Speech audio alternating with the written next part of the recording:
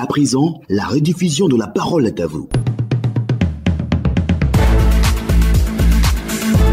En décembre dernier, à Adzopé, un élève de terminale est retrouvé pendu devant la cour familiale. Le 14 janvier 2023, au bâtiment U de l'université Félix Houphouët-Boigny de Cocody, un étudiant en année de Master 1 en physique-chimie est lui aussi retrouvé pendu. 4 jours avant la découverte du corps de l'étudiant Niali Ange dans la piscine du campus de Cocody. Le 29 janvier dernier, un élève à bord d'un bateau-bus tente de se suicider en se jetant dans la lagune. Il est sauvé in extremis. Le 22 janvier 2023, à Sikensi, un élève de 3e se donne la mort en se tranchant la gorge au domicile familial. Les cas de suicide et tentatives de suicide se sont multipliés ces derniers temps en Côte d'Ivoire, en milieu scolaire et universitaire. Le président de la République est monté au créneau le mercredi dernier en Conseil des ministres. Il a exhorté le gouvernement à apporter plus d'assistance et de soutien psychologique aux élèves et étudiants. Comment faire pour stopper cette pratique ? Vos avis et suggestions nous intéressent. 2 numéros, 27 20 25 44 48, 27 20 24 27 87. Et le premier à prendre la parole ce vendredi, Dali Benoît, il nous appelle de Grands Atris. On vous écoute.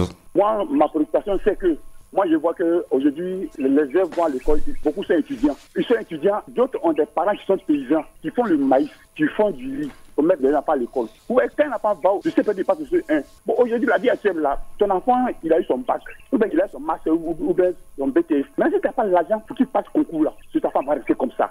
Même, tu vois, des parents qui sont placés à Abidjan. Quand tu vas les appeler, il n'y a pas quelqu'un pour t'aider. Le cas des morts, là, il peut t'aider, mais ton enfant, il a un master, ou bien il a son BTS, on ne peut pas t'aider. Tous ces enfants comme ça, là, il sait qu'il a souffert dans son école. Il a souffert, il a fait des années où il ne mange pas, à l'école primaire comme au secondaire, il n'a pas mangé. Maintenant, il a fini, il n'a pas l'argent, 1 million, 2 millions pour le concours. Tout cet enfant-là, quand il réfléchit quand souvent il trouve la solution de se suicider, vous voyez, pour moi, c'est dû à ça. Alors, tout ce que vous avez grainé, c'est juste, hein, monsieur Dali. Mais est-ce que c'est une raison suffisante pour se donner la mort? Bon, vous voyez, il y a des enfants, quand ils sont au collège, ils n'ont même pas mangé toute la journée. Soit il a 50 francs pour manger, ou bien il y a des enfants de boss, et puis il y a un enfant de paysan, un enfant de boss là, matin même pour son déjeuner coûtait 1000 francs, ou bien 1200. Oh, pourtant, lui, il n'a même pas 100 francs pour déjeuner. Cet enfant-là, il se sacrifie, il fait tout, il étudie, et maintenant, il arrive en terminale. Il gagne son bac, ou bien c'est son BTS, ou bien master. Maintenant, il n'a pas de travail. Bon, quand il pense à ce jour-là, il n'a pas 1 million, 2 millions passé concours là. Il n'a pas d'aide. Surtout. Monsieur Dali, oui. On vous a bien compris. Mais dans tout cela, dans tout ce que vous êtes en train de dire, quel est le rôle des parents, vous? Quel est le rôle, selon vous, des parents? Quand on met un enfant à l'école, il faut lui donner les moyens de pouvoir suivre son parcours. Oui, mais quand on fait un enfant aussi, il faut s'en occuper. Oui, mais chef, pour moi maintenant, quand l'enfant gagne son master, le rôle maintenant, ça doit être au niveau de l'État maintenant. C'est l'État qui doit le faire travailler. C'est pas le parent qui doit laisser encore, pour qu'il fasse pas son concours encore. Parce que le parent n'a pas 2 millions, 3 millions pour faire le concours, il est paysan. D'accord. On vous a bien compris, monsieur Dali Benoît. Pour vous, c'est le manque de débouchés après les études qui pousse les étudiants à se suicider. On vous a bien compris, monsieur. Merci beaucoup, monsieur Dali depuis Grands Atris. Un autre auditeur, Félix Oko-Richard, lui nous appelle de Labodougou. On vous écoute maintenant pour le sujet. Je voudrais dire rapidement merci à son excellence, mon président, qui est monté au créneau pour nous mettre en face de la situation. Mais Charles, qu'est-ce qui vaut la vie? Est-ce qu'on peut acheter la vie? C'est la problématique que je voulais poser, M. Charles. En tout cas, belle question. On peut acheter la vie. Et investir pour les enfants, mettre un enfant à l'école, c'est un investissement à long terme. Il faut qu'il y ait un résultat. S'il y a de ces gens de cas de suicide, je pense qu'il faut que l'éducation physique et morale, surtout l'éducation morale, revienne à l'école. Et il y a des psychologues à l'université. Je pense qu'il faut beaucoup appuyer là-dessus. Et en secondo, ça c'est primo, en secondo, il faudrait que les hommes religieux entrent en ligne de compte. Parce que là aussi, il y a des faits qui ne sont pas dits, il y a des faits mystiques qui sont là aussi. Donc moi, je voudrais proposer que ces choses, on sensibilise les enfants. Parce que c'est beaucoup d'argent nous mettons derrière un élève. Je voulais vous dire qu'un élève égale à une villa. Un élève jusqu'à son cycle scolaire égale à une villa.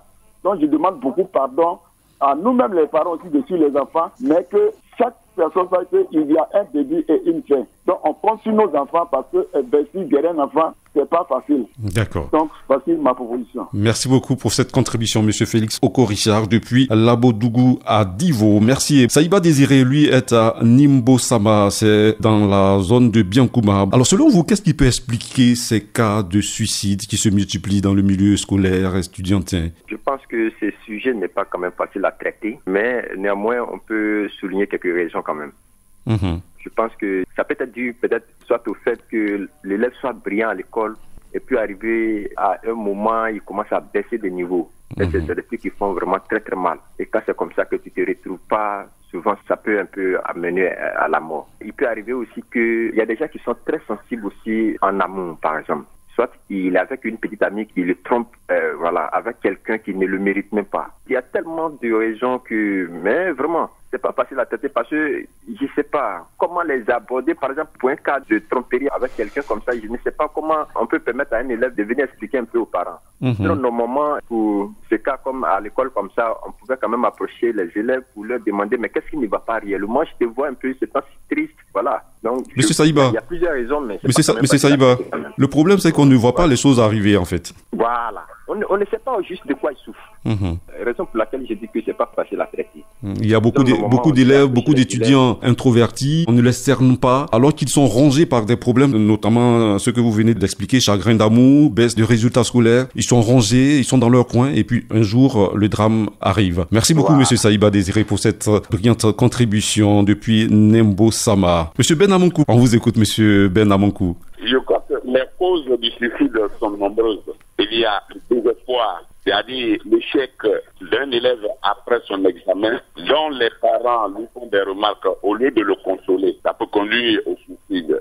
Et il y a aussi l'amour entre deux personnes qui s'aiment, dont les parents aussi s'opposent à leur union. C'est-à-dire les élèves, les adolescents qui assistent à une scène de l'union de deux élèves dont les parents s'opposent, et il y a la fille qui a dit à ses parents si elle ne sait pas, elle va se suicider. Voyez-vous. Et il y a aussi les personnes qui ont perdu des êtres chers. La plupart du temps, ce sont des gens qui sont renfermés, c'est-à-dire qui ne se confient pas à de bons conseillers. Oui, ils sont introvertis, oui. Voilà. Sinon, en principe, lorsqu'il y a un problème, il faut se confier à de bonnes personnes qui peuvent vous donner des conseils. Mais la plupart des cas de suicide, ce sont des gens qui se renferment, qui préfèrent résoudre leurs problèmes seuls.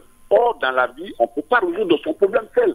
Et tous les problèmes ont une solution. Sinon, on va pas les appeler des problèmes.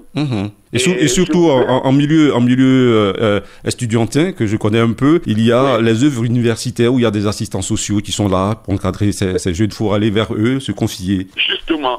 Et je voudrais demander aussi aux parents d'être indulgents envers leurs enfants. Si après 9 mois, l'enfant a passé l'examen et que ça n'a pas marché, au lieu de lui faire des remontrances, il faut l'encourager, lui dire que non, les échecs instruisent, l'année prochaine, ça peut marcher. Et puis, comme vous le dites, il faut aller vers le psychologue pour pouvoir arrêter les suicides.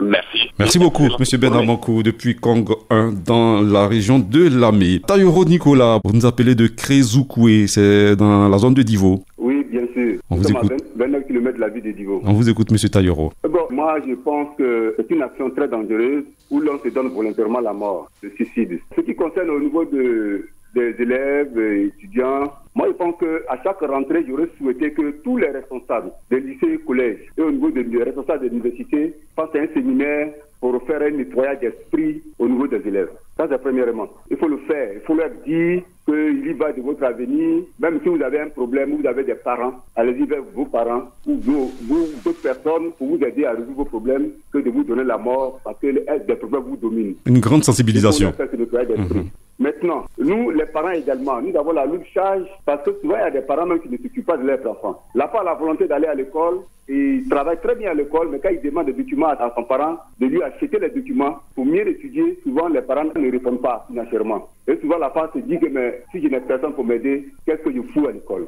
Il peut se donner la mort. Par inconscience, il peut se donner la mort. Ça peut arriver. Donc, nous, les parents, de prendre conscience nous-mêmes de nous occuper de nos enfants. Il faut le faire. Il faut le faire. Un meilleur encadrement familial.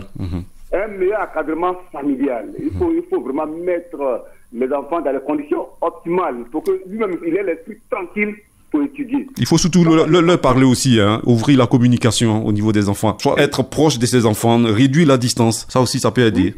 Oui, ça aussi, ça peut aider. D'accord. Ça aussi, ça peut aider. Mais la plupart aussi, il y a des hommes, même ceux qui ne sont pas étudiants et qui ne sont pas élèves, ils se donnent aussi la mort. Absolument, oui. Il sait qu'il a déjà tout perdu. Il se dit que mais j'ai tout perdu, qu'est-ce que je gagne dans cette vie-là? Avec la charge que j'ai tout perdu. Parce que j'ai connu un monsieur qui a vu son champ d'EVA et de cacao partir en feu, mais il s'est donné la mort. Oui. Monsieur Taïro Nicolas, vous avez parfaitement raison parce que la Côte d'Ivoire se range au 3e rang des pays où le taux de suicide est le plus élevé en Afrique, d'après une étude réalisée par l'unité de médecine légale du CHU de Treichville. Notre pays comptabilise en moyenne 23 cas de suicide par an. Vous voyez ça? Oui. Vous voyez ça? Et donc ce cas en milieu scolaire et estudiantin s'inscrit donc dans ce large contexte-là. Je pense qu'il faut faire quelque chose pour notre pays. Il faut vraiment faire quelque chose. Le président de la République est bien monté au créneau, mais il pense que tout le monde doit rentrer dans la danse. Merci beaucoup, Monsieur Taïro Nicolas. Merci beaucoup. Merci pour votre contribution depuis Crézoukwé, c'est dans le département de Divo. À Yamoussoukro, la capitale politique, on retrouve Kofi Kouadio. On vous écoute, Monsieur Kofi Kouadio. C'est malédiction, des fois, c'est malédiction. Ah bon? Oui, ça vient de la famille aussi. On accuse les parents d'élèves, mais pas forcément par les parents. Il y a malédiction. Il y a des gens qui sont maudits par les parents aussi, mais pas forcément par les élèves. Voilà. D'accord. Vous avez bien compris, M. Kofi Kouadio, depuis Yamoussoukro. Nous le disions tout à l'heure, la Côte d'Ivoire se range au 3e rang des pays où le taux de suicide est le plus élevé en Afrique. Et d'après une étude de l'unité de médecine légale du CHU de Treichville, notre pays comptabilise en moyenne 23 cas de suicide par an. Plusieurs causes, dépression psychologique, perte d'emploi, chagrin d'amour. Et selon toujours cette étude, la majorité de ces cas de suicide concernent les jeunes âgés de 20 à 29 ans. Donc ce phénomène qui prend de l'ampleur, comment le stopper, comment permettre à nos jeunes étudiants et élèves de poursuivre leurs études dans la quiétude. Monsieur Bella, Jérémy, vous nous appelez d'Abobo, PK18. Oui, PK du Carrefour Diallo. On vous écoute, Monsieur Bella. Les suicides dans la moyenne de 24 par an là. 23 cas. 23 cas. Moi, je vais intervenir surtout en milieu étudiantin. Vous voyez, il y a des enfants, tout est devenu cher. Et d'autres n'ont plus de parents, soit c'est un tuteur qui s'occupe d'eux, ou bien c'est une œuvre sociale qui s'occupe de ces enfants-là. Et puis, ils veulent à tout prix réussir. Mais quand les difficultés, ils ont du mal à joindre les deux bouts, bon, ils pensent que la solution finale, c'est pour se donner la mort. Mais c'est pas ça. Je crois que, comme le président l'a dit, il faut un psychologue pour pouvoir les amener à éviter de se suicider. Parce que quand on lit dans la Bible, celui qui se suicide ne peut pas aller au ciel. Voyez. Donc, je crois que ils ne peuvent pas se maîtriser eux-mêmes. C'est le démon qui entre en eux pour pouvoir agir ainsi. Donc, ce qu'il faut, en plus des psychologues, il faut des hommes de prière pour être à leur côté et pouvoir les aider à pouvoir sortir de cela. D'accord. Une sorte d'exorcisme, c'est ce que vous préconisez. Merci beaucoup, M. Bella. Keita Sadibou est à Nibilekro. On vous écoute. C'est-à-dire, ce problème-là, ça commence, quand on veut bien voir, ça commence à partir de la 4e, quoi. Parce que là-bas, l'enfant, c'est-à-dire, il y a l'honneur et la dignité qui est là. Aujourd'hui, tout le monde est basé sur l'honneur, le matérialisme. Quand l'enfant va à l'école, il voit ses enfants, ses amis, tout ça là. C'est difficile, quoi. Bon, regardez, un jour, il y a un petit qui est venu me voir, il m'a expliqué son problème. Je m'en vais, il allait se laver. Les gens sont en train de manger. Et la vieille, qu'est-ce qu'elle dit? Anjula, elle dit carrément, papier dialan fleni, au tétonoye, aïe Dominique, non, kanato, sur Rabat Domi. C'est-à-dire, ils n'ont qu'à manger. S'il vient trouver le reste, il va manger. Personnellement, ça va pas. Ça joue dans sa conscience. Ah, là, il est détruit. Ah, moi, je fais quoi? J'étudie, je lutte, mais je n'arrive pas à atteindre l'autre bout. Donc, c'est pas possible. Il est mieux de se suicider. C'est un truc comme ça. Vous, en tant que parent, qu'est-ce que vous devez faire? Vraiment, on doit les sensibiliser. Mais c'est difficile. Normalement, on doit chercher des gens pour suivre les enfants à partir de la 4e, quoi. À partir de la 4e, 3e, puis ça continue, là c'est mieux. Sinon, c'est difficile. Pour vous, c'est à partir de cette classe-là, la 4e, que les crises... Voilà, à partir de la 4e en tout cas.